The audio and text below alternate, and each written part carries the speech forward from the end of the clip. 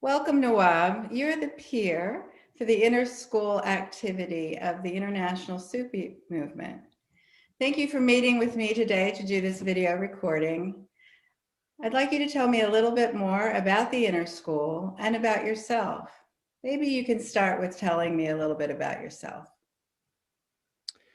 Um, Thank you, Sabura. It's a privilege to talk to you, but I don't really have an awful lot to say about myself.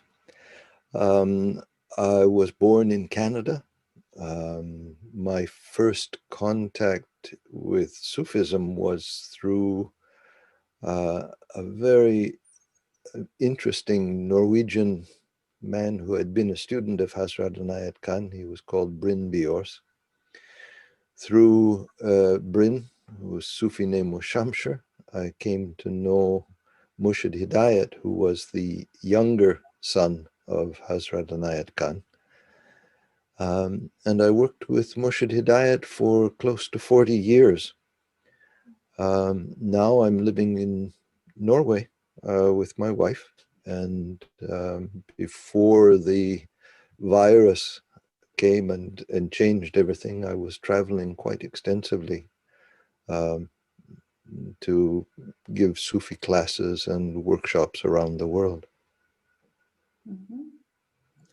And so if you could tell us about the inner school and share your view of its history and its purpose and how it helps to spread the message. There has been a very long tradition, you could say a tradition as long as humanity, of people who work with their consciousness to try to attain real understanding of the truth. When I say as long as humanity, it's not an accident that in the religion of Islam, for example, Adam, the first human, is considered to be a prophet. He had an esoteric function. That means that as long as there have been people who were trying to understand the real meaning of life. That has been usually handed down as a tradition from teacher to student, and from student to the next student, and so on. And the same is true in the Sufi movement. We inherit the tradition from Hazrat Inayat Khan, who was a very gifted mystic and musician as well. And he gave the message to the world, which is the same message that has always been given by all the wise, the message of truth, the message of love, harmony, and beauty. And you ask, what does the inner school do for that? Well, that message can only be realized, can only be made into reality insofar as we live in accordance to the truth that's within us. And that is the purpose of an inner school, is to find that. So if we don't work on ourselves, we can mechanically repeat love, harmony, beauty, but it doesn't have any meaning. If we have worked on ourselves and made something out of the gift that we have been given, each person, then when we feel that in ourselves, we can transmit the message without saying anything. So the term inner school is really just saying that it's the part of the Sufi movement that's involved with doing the internal work. Exactly, exactly. The Sufi movement is a little unusual as far as Sufi organizations go, in that we have both an outer and an inner aspect. We don't look for people to join the inner school. That's entirely a personal decision. Um, but we do want to make available to everyone who wants it the teaching that every single person is a child of the divine presence, has that divine light in them. And by being faithful to that, we can fulfill the purpose of our life. And so if I was interested in the inner school, how would I go about getting in contact with that school, and how would I go, and what would I expect from that? What kind of things might I do?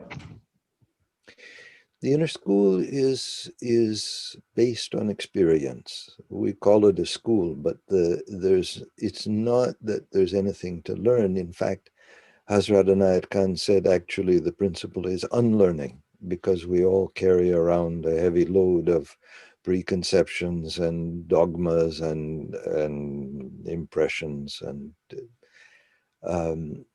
what we really need to do is unlearn them, to erase those from our consciousness so that we can experience the world directly. That means that in order to know, first of all, if this is the path for you, you need to have some contact with it. You need to try to find some event, some Sufi movement event that you can attend and see if it speaks to you. If it helps you, then the next step would be to try to find someone that could be a guide, an initiator for you. And we have many in the organization who can help you along. And then you would take, if the guide thinks you're a plausible candidate, you take initiation, and you're given some practices, personal practices to work on, and you have regular contact with your guide, and life goes forward like that. Hmm. So you might tell people who are watching this if they could look on our website and look for information about activity centers where they live, that they could make connections with other people who are doing similar things. Yeah, I could, but you've done it very well yourself. Thank you, Sabura. Thank you. Yeah, we do have, of course, events for initiated students. So those students we call murids. We have events for murids, but we also have events that are more open, where people can taste what it is. Um, I would say that it's important to know, no, how can I put this? It's important to let your heart make the judgment. It's not by your mind that you choose a spiritual path. It has to be by your heart. And so if you find someone that inspires you, and a teaching that gives you hope and animates you, then perhaps that's the path for you.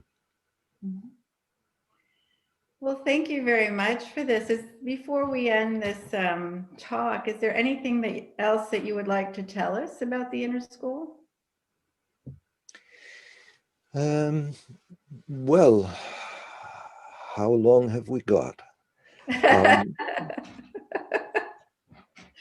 I think that one of the challenges of the inner school in this age is this, that people look for immediate results, and they like to shop around and try one thing and try another. And that works for some kinds of activities, but it doesn't work for a spiritual path. The spiritual path requires real dedication. It requires the willingness to be a student all your life. Nowadays, many people think, well, I'll take a 6-week course and then I can become a teacher of whatever it is. That doesn't work in the spiritual path, in the inner school. We need to come with a willingness to learn, a willingness to trust. And of course, you can only really trust if you trust yourself as well. Mhm. Well, thank you very much for meeting with me today and having this conversation. Many blessings. It's been my pleasure. Thank you, Sabura, and blessings to you, and thank you for the time. I appreciate it very much.